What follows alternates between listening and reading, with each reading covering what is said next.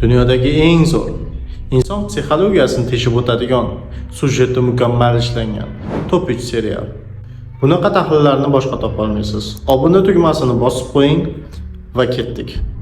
3-o'rin Breaking Bad.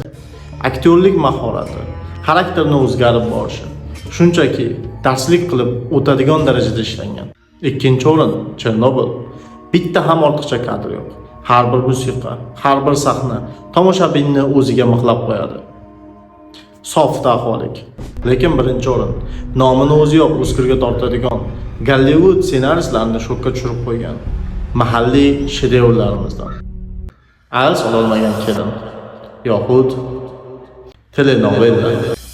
Bu shunchaki serial emas, bu fenomen. Christopher Nolan o'zining Twitter akkauntida shunday dedi. Ular Ayol ololmagan kelin nomli serial olishibdi. Bo'ldi, men nafaqaga chiqaman. Quentin Tarantino. Ularning montajdagi bunday absurdlik butun fizika qonunlarini buzib tashlaydi.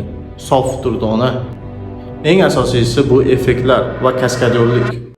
Aktyorning o'ta xavfli zinadan qulash sahnasida siz umuman tortish qonuni yo'qligini his qilasiz. O'zbek seriallarining aynan qaysilari sizning qalb dorlaringizni teshib o'tdi?